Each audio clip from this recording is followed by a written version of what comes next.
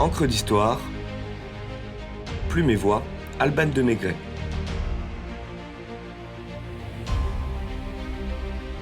Les naufragés de la Méduse.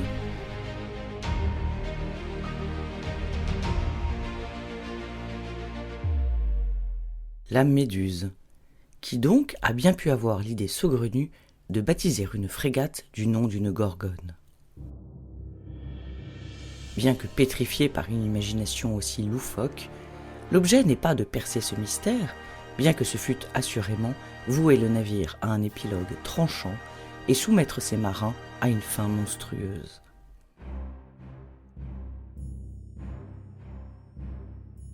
Lancée en 1810, la Méduse, frégate de 3 mâts et 44 canons, est envoyée après l'abdication de Napoléon par Louis XVIII pour reprendre les comptoirs du Sénégal, restitués à la France par le traité de Paris de 1814. Le roi confie l'expédition au capitaine de frégate Hugues Duroy de Chaumareix, un fervent royaliste qui a fui en Angleterre au début de la Révolution pour ne rentrer qu'avec la Restauration. N'ayant navigué depuis 25 ans, Chaumareix n'est donc pas l'homme le plus aguerri pour une traversée aussi périlleuse.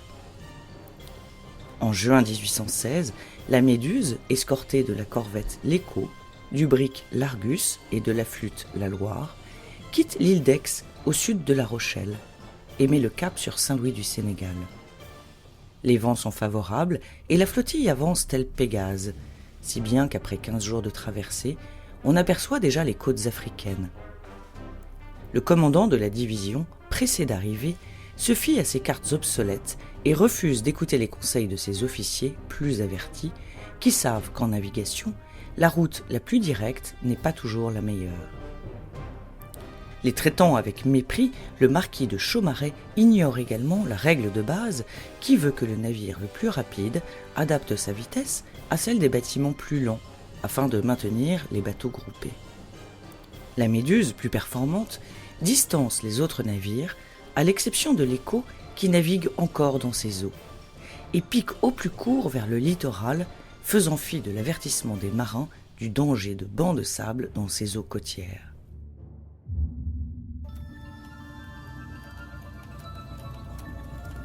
Dans la nuit du 2 juillet, après plusieurs sondages et une profondeur qui lui semble suffisante, le capitaine ordonne de maintenir le cap, tandis que l'Écho, conscient qu'il s'agit des hauts fonds, modifie son itinéraire, laissant la frégate s'enfoncer seule dans la nuit vers son funeste destin.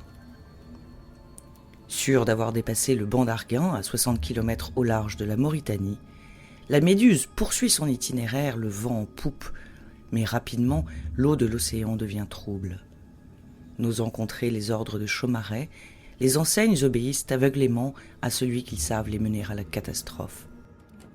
Au moment même où le chef de l'expédition réalise qu'il touche presque le fond, une violente secousse ébranle la coque et immobilise le navire. La Méduse s'est lamentablement échouée sur le banc d'Arguin et comble de l'aberration à marée haute. La quille totalement enlisée, les efforts des marins au cabestan sont vains et l'allègement du bateau n'y change rien. On fabrique un radeau de fortune de 20 mètres sur 7, dite la machine, destiné à supporter le matériel et les vivres pendant l'opération de désensablement. Après un travail acharné, l'équipage parvient à redresser la frégate. Mais à ce moment précis, des lames de fond viennent fouetter le navire, percer la carène, s'engouffrer dans la coque et arracher le gouvernail. L'abandon de la frégate s'impose. Les ressources de sauvetage ? Une chaloupe et 6 canots, insuffisants pour embarquer les plus de 400 hommes qui composent l'équipage. Une liste avec les passagers à sauver en priorité est établie en secret. Décision est prise d'utiliser le radeau pour les marins qui n'auraient pas de place dans les embarcations. Trahissant l'obligation morale qui incombe à un capitaine, Hugues Duroy de Chaumareix est l'un des premiers à évacuer la frégate, sous la huée de ses hommes médusés qui ignorent encore s'ils auront une place. L'évacuation est un vrai branle-bas de combat. 17 personnes choisissent de rester sur l'épave, dans l'espoir d'être secourues. Et 147 s'entassent debout sur la machine, de l'eau jusqu'aux genoux. La charge humaine submerge déjà le radeau péniblement remorqué par les canots qui longent les côtes sahariennes en direction du Sénégal. Le poids rend la navigation impossible, déviant la trajectoire vers la haute mer. Une nuit, l'officier Reynaud largue l'amarre du radeau qui part naturellement à la dérive. Initiative propre ou ordre de Chaumareix.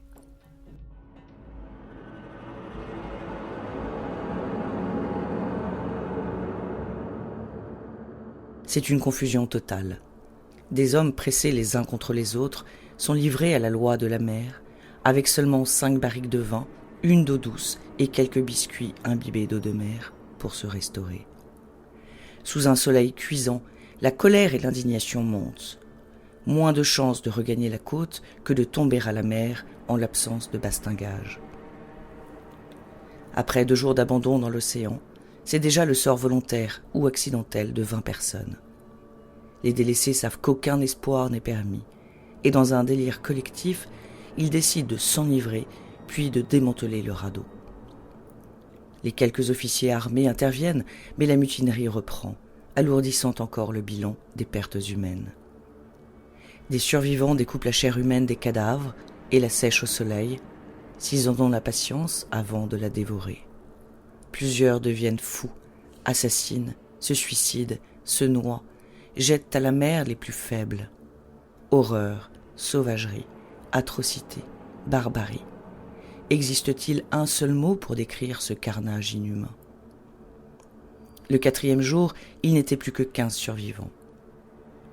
4 jours de tourments avaient suffi pour rendre méconnaissables les hommes les plus robustes, écrira le docteur Savigny, l'un des rescapés de la Méduse, dans Observations sur les effets de la faim et de la soif, éprouvés après le naufrage de la frégate du roi, la Méduse, dont Gustave Flaubert se servira pour la rédaction de Salammbô. Qu'on se le dise, ce n'étaient pas les copains d'abord. Le 13e jour, une lueur d'espoir. Une voile à l'horizon, celle de l'Argus. Cependant, la mission du brick n'est pas de secourir les naufragés, mais bien de récupérer le trésor de la Méduse, sur laquelle ils trouvent 3 survivants. Au retour, pourtant, ils aperçoivent ce qu'il reste de la machine et secourent les pauvres malheureux, dont 5 ne survivront pas.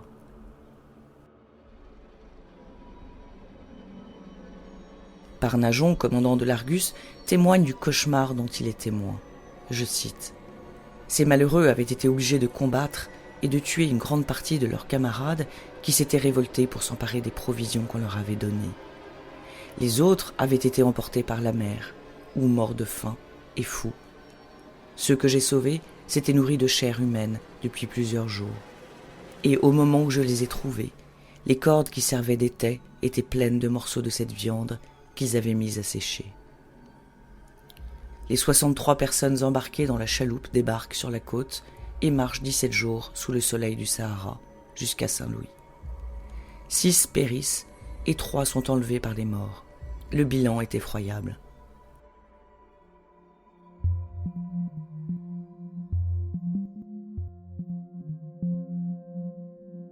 De retour en France, le capitaine de frégate Hugues Duroy de Chaumareix passe devant le conseil de guerre.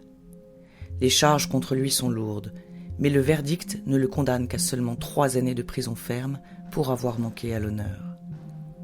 Le drame épouvantable du radeau de la Méduse inspire le peintre Théodore Géricault, qui offre une toile criante de vérité, témoignant de l'atroce réalité de ce que les hommes sont capables de faire quand ils ont faim.